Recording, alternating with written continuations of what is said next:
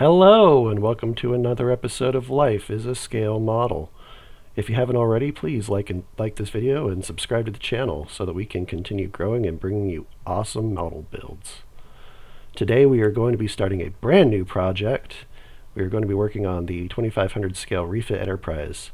This is a ship that goes way back to the beginning of 1988, and it's been reprinted a couple of times, most notably in the first Cadet Series kit. But the 2012 release of the motion picture set was the most pivotal.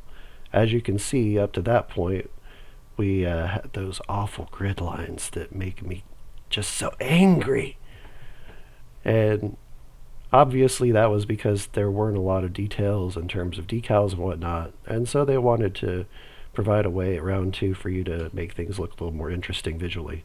But it got a re-release with the Enterprise set, as well as a new release upcoming that I highly recommend you pick up. Today we're going to go ahead and fill things using the Vallejo Putty. Now, why do I like this particular retool better than the one that originally came out? Well, because as you can see, there are no grid lines anywhere to be found. That's right, folks. When Round 2 decided that they were going to retool this kit, they took away the grid lines.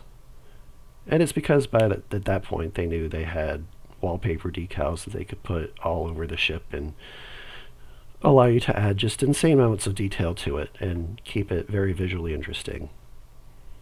The instructions for the 2017 Enterprise kit, as you could see, are about poster sized, and they're pretty good. There aren't a lot of pieces to put together for this kit, so it's physically going to be a very easy build in terms of putting the actual pieces together. As you can see, I have opted to use my snippers to clip things today. I saw no reason to use the hobby knife just because most everything was fairly easy to reach with the snippers themselves. We're just going to build this kit straight through in the same order that the instructions tell us to, and step one in the instruction pamphlet is to put the saucer together. So I'm going to do a dry fit, and I apologize for not being on screen. It's a little hard to see those seam lines without getting them up close. I did find a slight imperfection in the bottom half of the saucer here. I apologize as I try to make it visible, but you can see there's just a little teeny tiny bit there that would keep the two halves of the saucer from setting properly. So I'm going to go ahead and take that bit and use my hobby knife to cut it down so that we'll get a nice flush join when we put the two halves of the saucer together. And I'm just going to feel around with my finger and try to get any extra particulate worked down so that we don't have any glaring imperfections between the two halves of the model kit. I'm not going to do all of that right now, simply because it'll be easier to do it when the pieces are joined. I can make sure that we don't have any gaps or any seam lines or whatnot, and I can just make all those imperfections flush at the same time. So I'm going to take what seems to be a ridiculous amount of glue, and I'm going to work my way around that bottom half of the saucer with my brush, and I'm going to prep those two pieces for glue. And I opted to use the bottom as opposed to the top because the bottom does conveniently have a nice little lip that I can aim for, and that definitely helps me get the glue where I would like the glue to be. So now I'm going to struggle bust through getting those two halves joined, even though I made it look so easy the first time around. A nice little trick for getting these pieces to join tightly is to go ahead and clamp them for a little while.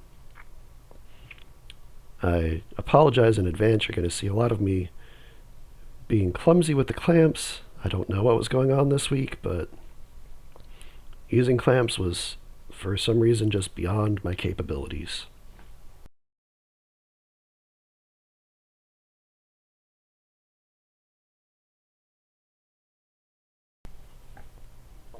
But I will go ahead and place clamps kind of at the cardinal locations on the saucer, as you can see. And we will let those sit for a little while, and those will help keep those two halves of the saucer together while that glue sets. So now we'll just move on and continue following the instructions. And so the instructions tell us now that we are going to start working on the warp nacelles. And you can see there's a slight difference between each half of the warp nacelles. One half of the nacelles has a little slot at the bottom, and that's going to be where we actually join those nacelles to the warp nacelle pylons later.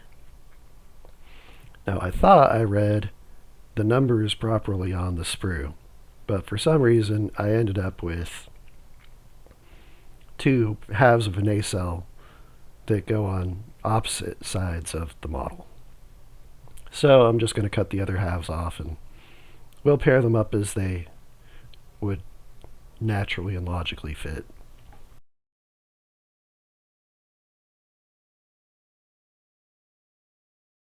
I'm not sure if the pieces were misnumbered. That's a distinct possibility. I've seen, since we've even started this series, I've seen instances when the decals were misnumbered, so it's definitely possible. It could also more than likely be user error, we'll just say. But now that I've got the correct halves of the nacelles, you can see they pop together pretty easily. In fact, they snap together really tightly. I have to admit that there was a distinct contrast between physically building this model versus physically building the TOS model that we just did. This model was retooled and re-released as an all-new tooling of the model kit back in 2012. And the Enterprise Lineage kit came out in 2017. Which means that this model kit and the molds they used to make it were only like 5 years old at this point. And all the details are so crisp, and everything just fits so nicely. It's just an absolute pleasure to put together.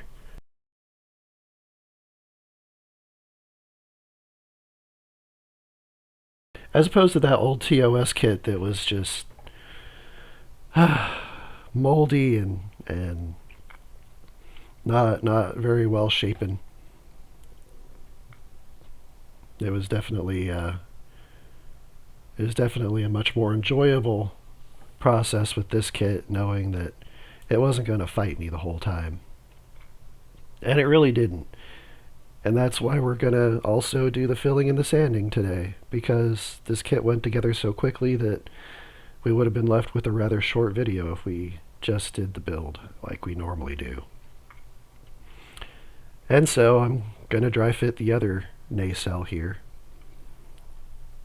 just to be sure everything fits and lines up properly.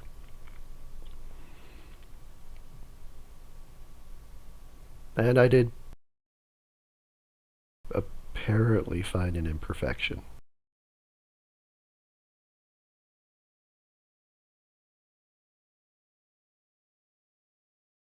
It doesn't appear to be a very big deal, but once again I'm going to put the glue on the side of the nacelle where the pegs go into the slots.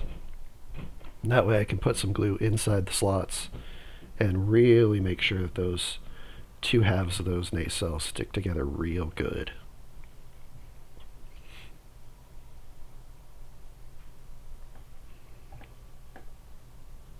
Once again, it's just as easy as lining up the pegs with the slots and then putting a little pressure so that those two halves snap together. And just like that, we've got our nacelles together.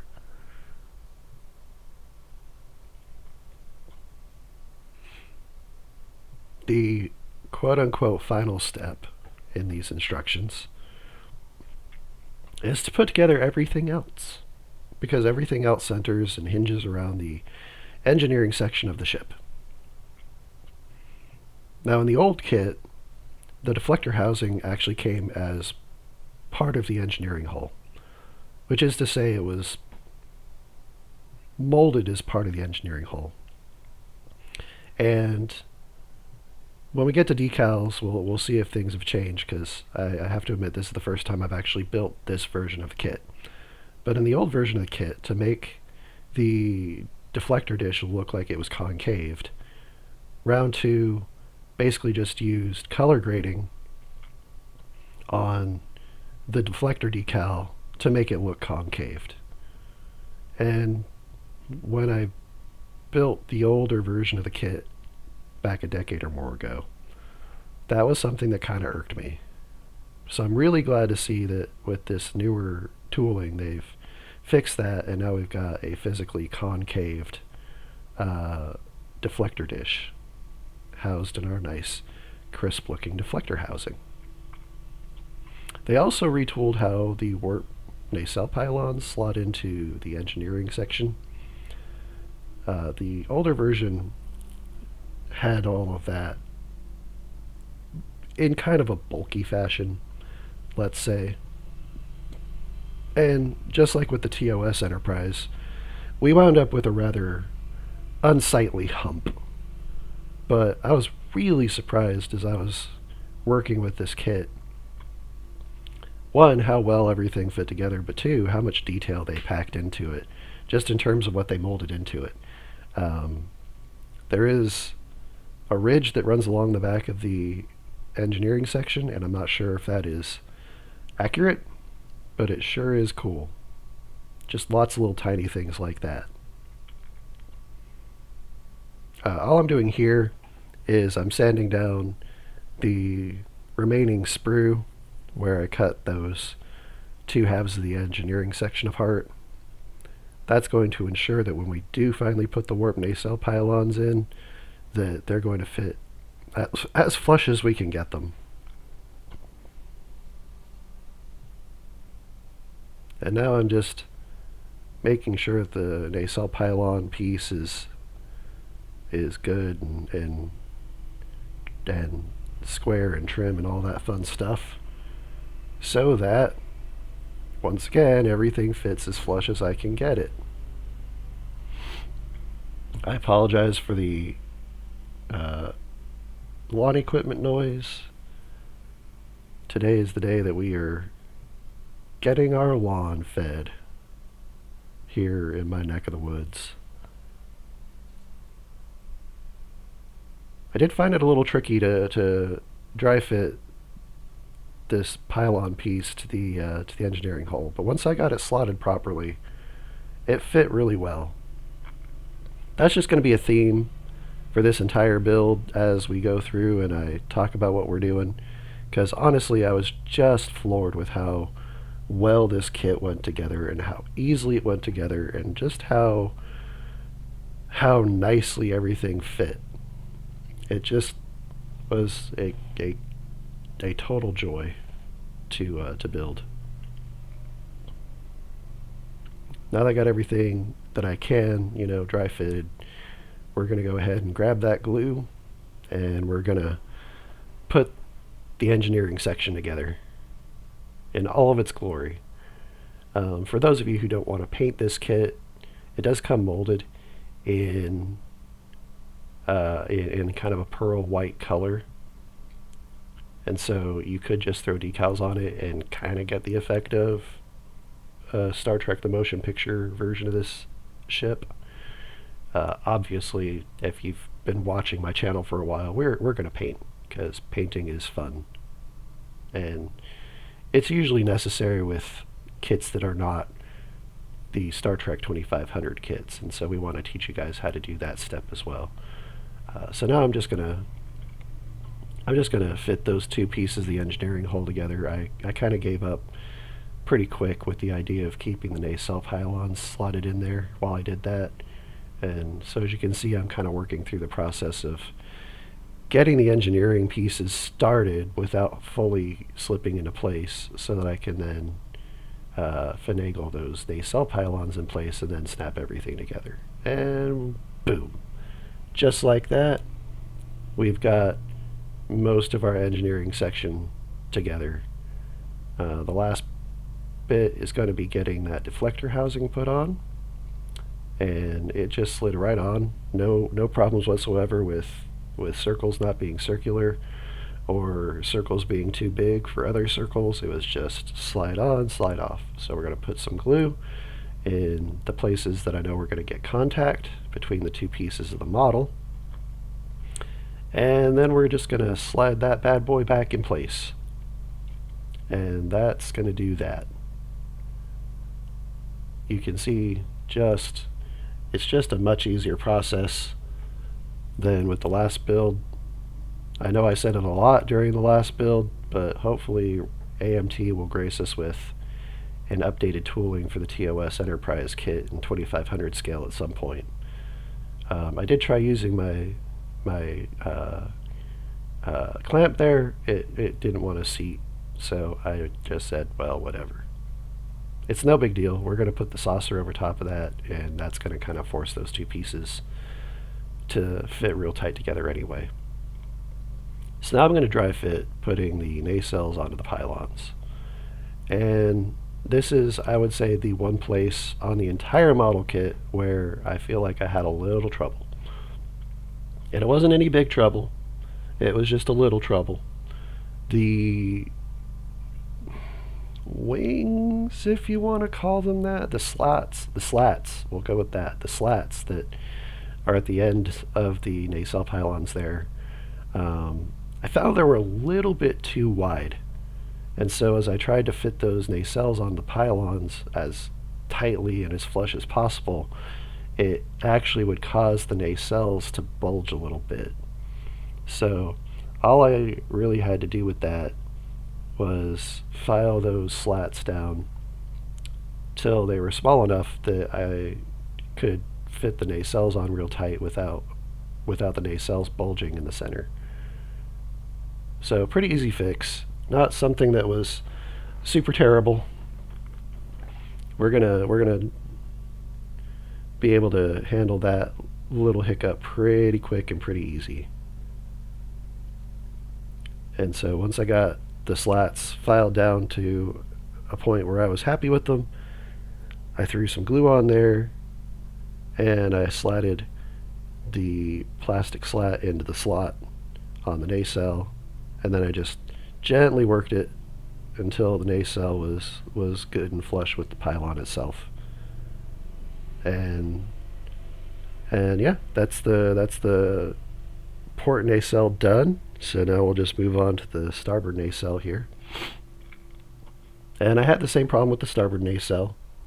I will say, to round two's credit, it's probably better to have a little too much than to not have enough.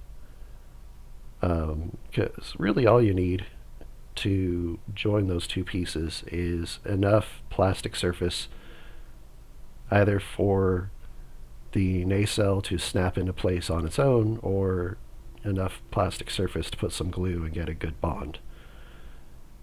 And so, you know, having a little too much is definitely not a big deal. If for some reason the mold had become disfigured or something and there wasn't enough slat there, it may become impossible to attach that nacelle without some serious modifications on your part. But right here, everything is pretty okay. I did find some sprue where it was making it difficult for me to get the nacelle flush to the rest of the kit, so I'm just using my hobby knife real gently here to remove that so I don't have anything impeding that. And then I also noticed my slat still bulged a little bit in the center, which is why it wasn't quite fitting as flush as I would like, and so I went ahead and filed that down in the center a bit more to give myself a better fit.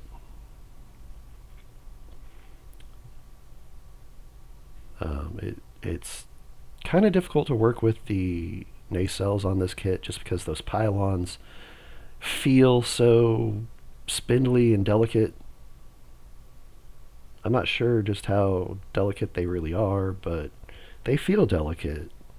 And having broken those pieces on models before in my attempts to build this kit, I know how much of a headache it can be to come back from that kind of incident, and I definitely did not want to have to figure out how to do that here, so I'm just being as gentle as I can as I put those pieces together.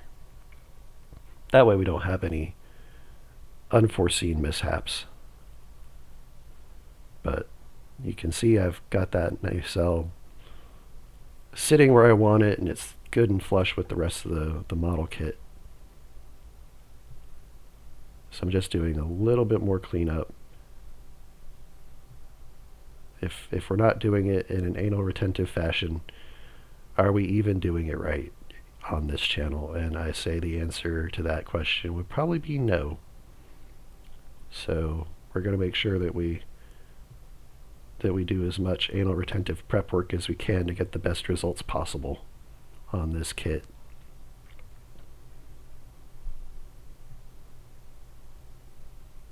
And then once I'm happy with it, we will glue it in place for good. So, once again, just putting a little glue on contact places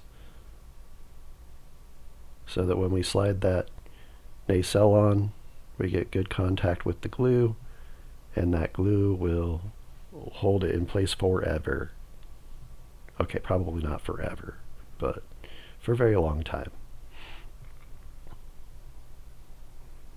And I had yet another stroke of genius as I was trying to get everything lined up. I wasn't entirely certain exactly how everything would align, so I did go ahead and use my cutting mat to roughly make sure everything was in alignment, and I was pretty happy with it.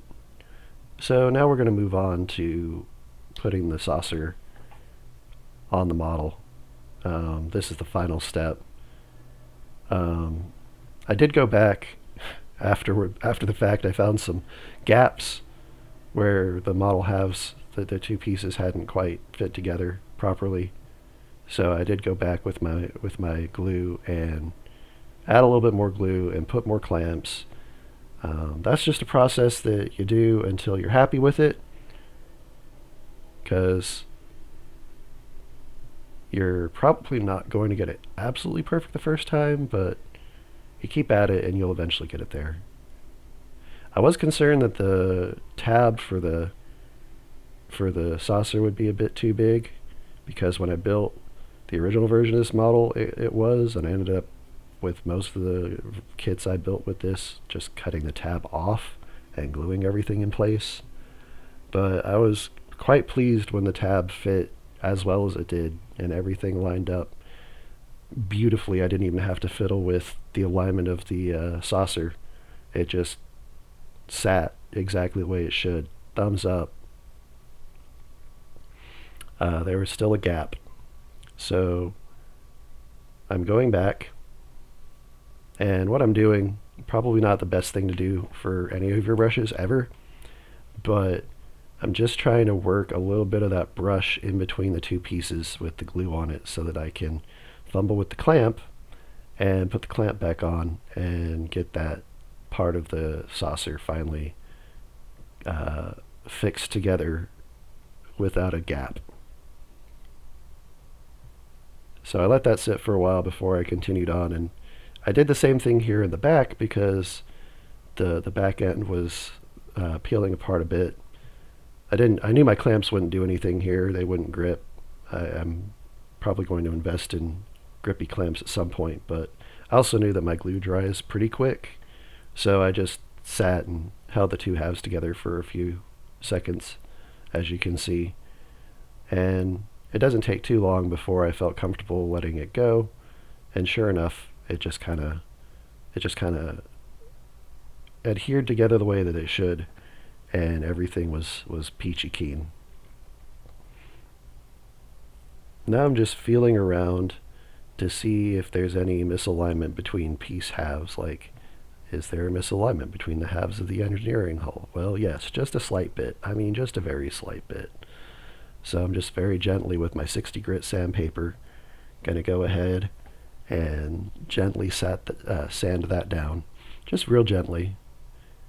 If you don't get too aggressive with the sandpaper and you're using a grit like the 60 grit, then when you spray the model between primer and paint, it'll fill a lot of those lines that appear from the sanding process, and you really won't know that you ever did sand the thing. But if you get real aggressive, then you'll leave really, really deep scratches in the surface of the model, and even after some primer and paint, they could still show up. Ironically, I remember having a bit of a problem with the aft section here of the engineering hull with the older version of the set of this kit. This wasn't as bad, but I just thought it was funny that some things never change. So again, I'm just really gently sanding because I don't want to lose that crisp line between those two areas of the engineering hull. And now, I know you probably don't see it on camera. You're probably like, what are you doing, buddy? I'm checking for fingerprints. I know I introduced latex rubber gloves in one of the episodes we did previously, but I was in such a hurry to get going on this project that I completely forgot them.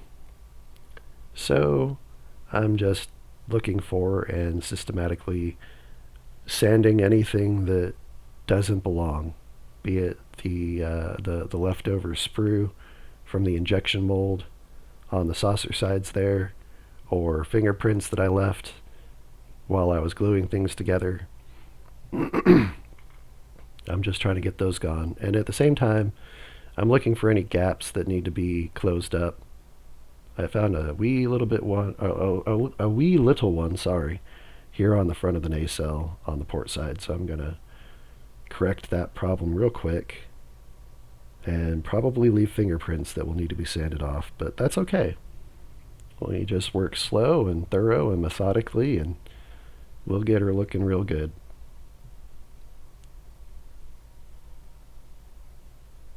At this point, I'm going to break out the Vallejo plastic putty. Once again, one of my viewers turned me on this, and as I was looking at what seams did exist that would need to be filled, it just seemed like this would be the best tool for the job. And as Mr. Scott was keen on saying once, you got to use the right tool for the right job. And well, this one ended up being the bee's knees. Although I did almost forget to stock myself up on Q-tips. That's why I ended up putting the tube of putty back down so abruptly. I was like, oh shoot, need those handy so that I can use them when I need them. So now I'm just very carefully following the seam line between the nacelle pylon and the rest of the engineering hull. And something I'm doing a little different than with the TOS Enterprise, as I kind of learn how to use this putty a little bit more, is I'm trying to use the tip of the nozzle to work the putty into the seam line a little bit more. So that way we get a better fill as we move along that seam line. I'm doing the ridge back there, which used to be a pain with the old version of this kit, but now is significantly less so. And then we're just doing the port side nacelle pylon. What I'm going to do is I'm going to dip my little Q-tip into some clean water, and then I'm going to take the wet side of it. I'm just going to start wiping off the excess filler there. And it's really as easy as that. At least as far as I know for now. I will admit I haven't really done any research on how to use this stuff properly. I'm just kind of experimenting with what works for me. And that that brings up a good opportunity to talk about, some people do like to do a bunch of research to find out how to use their tools, quote unquote, properly. And then some folks just like to feel it out and figure out what works for them. And I don't believe there's any wrong approach when it comes to using model tools, unless you're doing something that is likely to get you hurt. In which case, please don't. But if you're just learning, do that process however it feels right to you, and just learn however it is that you feel comfortable learning.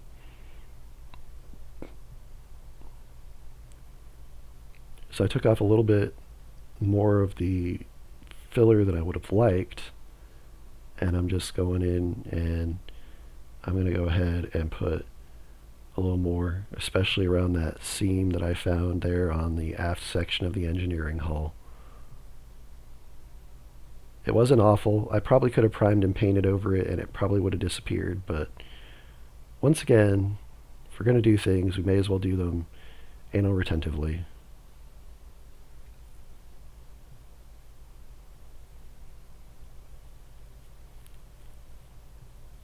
I found fingerprints on the bottom side of that nacelle, and it needed to be removed.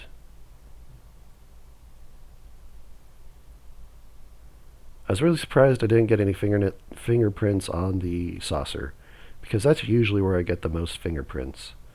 But as I was examining the model and working my way around and filling things and sanding things, I did find fingerprints on my engineering hull eventually. Which, honestly, if I hadn't, I would have been pretty scared, because that's just a typical me kind of move. Now I'm filling the seams and the gaps between the saucer and the neck here. Ultimately, my goal is, if I can get it to this point, my goal is to make it seem as though the starship itself is one solid piece.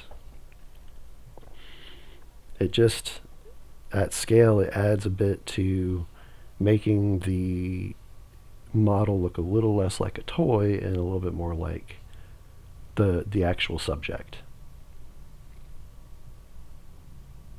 So I filled the seams there, and now I'm just going to take my Q-tip, I'm just very gently going to start wiping stuff off.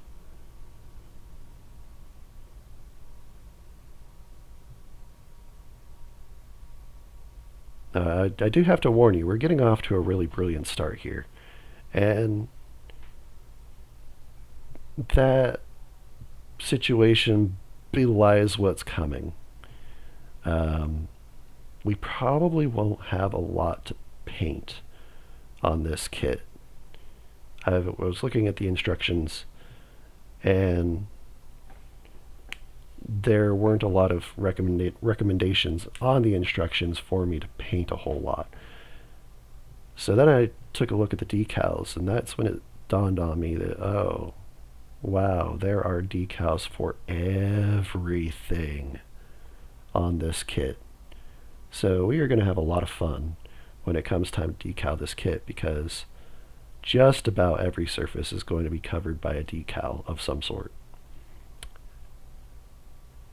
And hopefully they will be the types of decals that like to cooperate with us and don't give us a headache.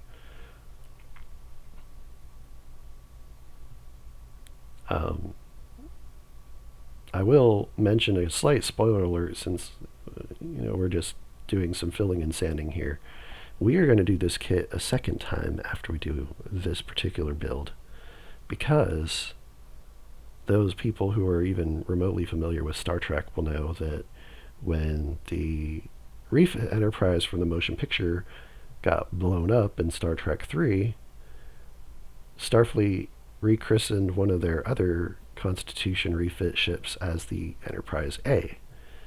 And so we are going to build ourselves an Enterprise A in addition to this Refit Enterprise, which I'm going to pretty much just make to look like it did on Star Trek the Motion Picture as much as I can.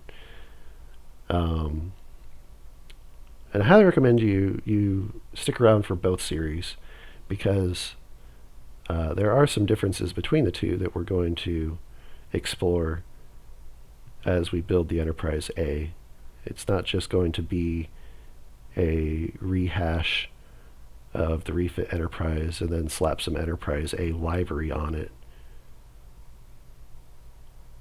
I'm looking forward to that because it's this very same kit that we're building right now that just went together like a breeze, and then it'll be a lot of decaling. That'll be a headache, but I'm looking forward to it. We're going to be using different base coat color.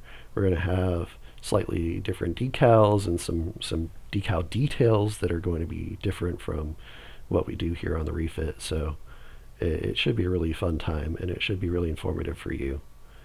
And also, doing things with repetition is good practice.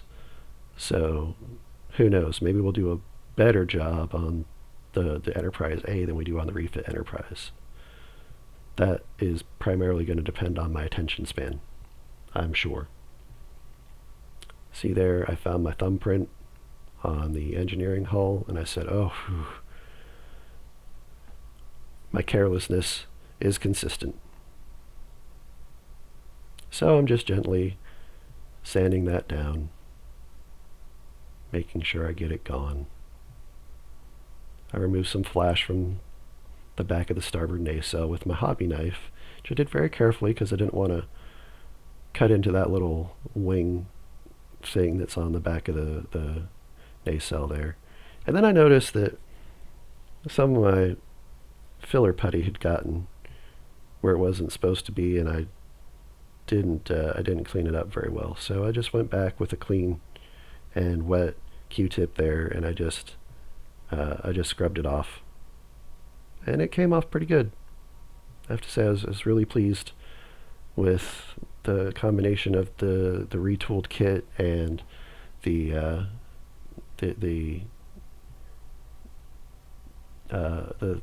Vallejo filler. So I'm doing a final inspection now, and as you can see, I'm going to give this my thumbs up of approval. And then I'm going to anally retentively revoke that thumbs up and go back and clean up a little bit more of that filler.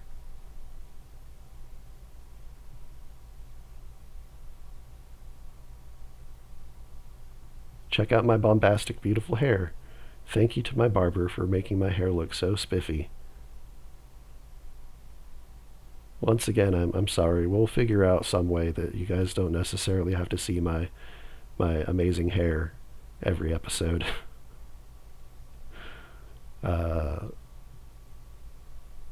It may take me getting used to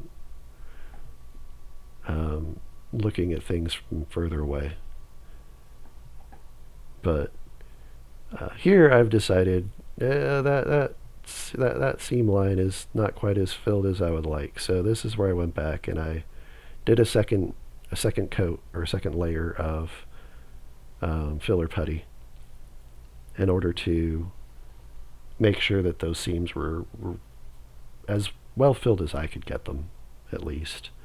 Try to make them disappear as much as possible so that our Enterprise doesn't look like a toy.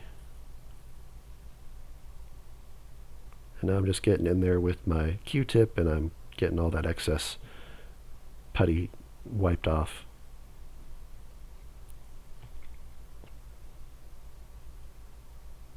And I'll do the same here for the nacelle pylons, just to be certain that they are good and filled. I'm not using the wet Q-tip this time. I'm just using a dry Q-tip this time. The wet kind of thins the putty out a little bit, which under certain applications can be good, but at this point I don't want to undo what I've already done. And I was afraid that that's exactly what would happen if I used a wet Q-tip. I did have a little defect here where when I cut that piece off the sprue, it left a little divot. So I'm trying to fill that. And spoiler, I wasn't terribly happy with how that turned out, so I may get the Tamiya white putty out and fill that and then sand it down flush just to really be sure that that divot disappears.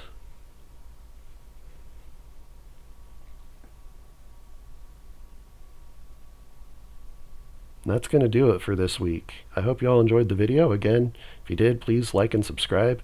And until next time, happy modeling.